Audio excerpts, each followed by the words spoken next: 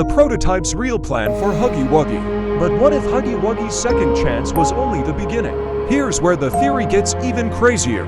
What if the prototype didn't just save Huggy? What if he changed him? Think about what a fall like that should have done. Huggy fell from a huge height at the end of Chapter 1. A normal toy experiment probably wouldn't come back the same. So if Huggy returned later bandaged, damaged, or acting different, that could mean the prototype rebuilt him, not just repaired him, upgraded him. The prototype is extremely intelligent. He knows how to use parts from other experiments and machines around the factory. So what if he took the broken remains of Huggy and rebuilt him into something stronger? Maybe faster, maybe smarter, maybe even more aggressive. This could explain why a second chance sounds less like forgiveness and more like a transformation. The prototype may have seen Huggy's failure as a weakness that needed to be fixed. Instead of getting rid of him, he turned that weakness into power. But here's the biggest twist. What if Huggy remembers what happened?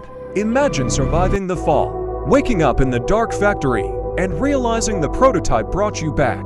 Huggy could now be trapped between two things: his anger toward the player and his fear of the prototype. That means every move Huggy makes could be driven by both revenge and control. He's not chasing the player just because he wants to. He might be doing it because the prototype is forcing him to. And that makes him way more dangerous, because now he has a reason to hate both sides. Now let's go even deeper.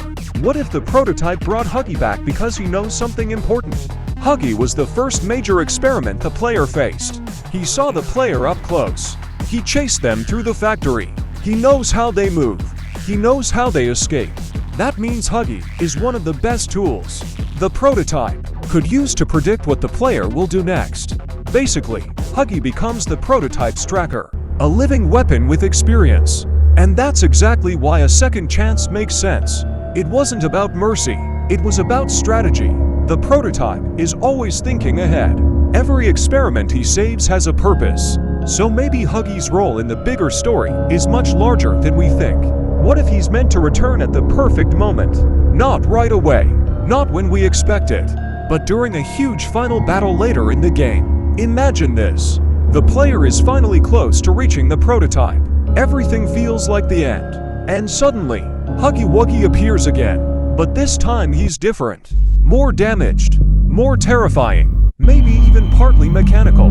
That would make his second chance the setup for one of the biggest returns in the whole game. And honestly, that sounds exactly like something the prototype would plan. He doesn't waste anything. Not experiments. Not parts. Not second chances. Thanks for watching part 2.